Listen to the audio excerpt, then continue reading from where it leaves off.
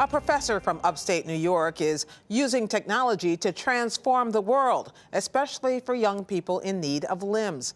He shares his experience in his own words as part of this trip down Innovation Trail, a series of reports on the economy and technology in upstate New York. The report was produced by WXXI in Rochester.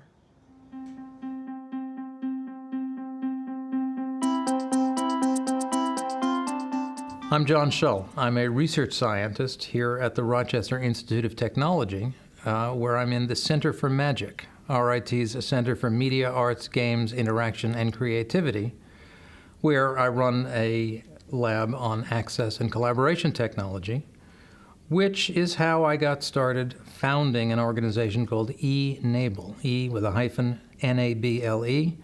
And what we do is we make mechanical hands for children who are missing fingers using 3D printers, and we give them away for free.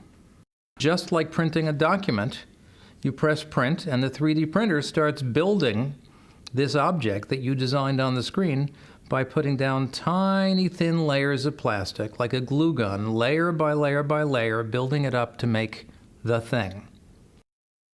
A prosthetic arm these days costs about $40,000. 1 in 2,000 kids are born with some kind of an arm or hand abnormality. They don't get prosthetics because it makes no sense to spend $40,000 on something they're going to outgrow in a year.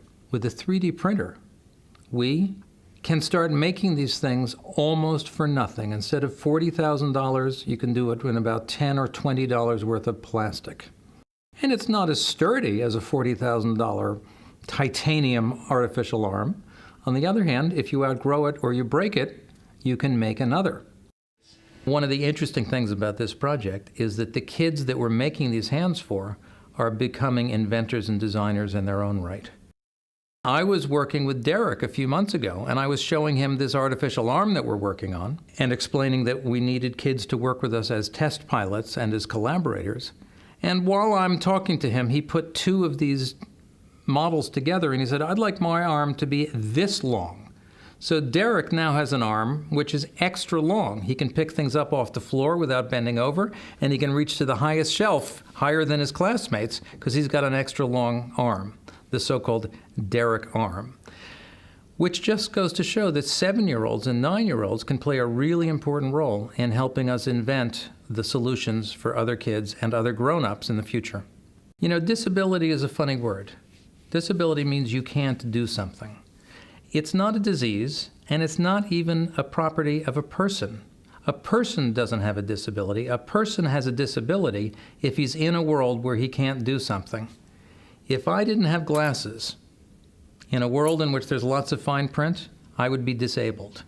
As it is, I'm just a guy who wears glasses. The technology of eyeglasses turned nearsightedness and farsightedness into a nuisance when it used to be a disability.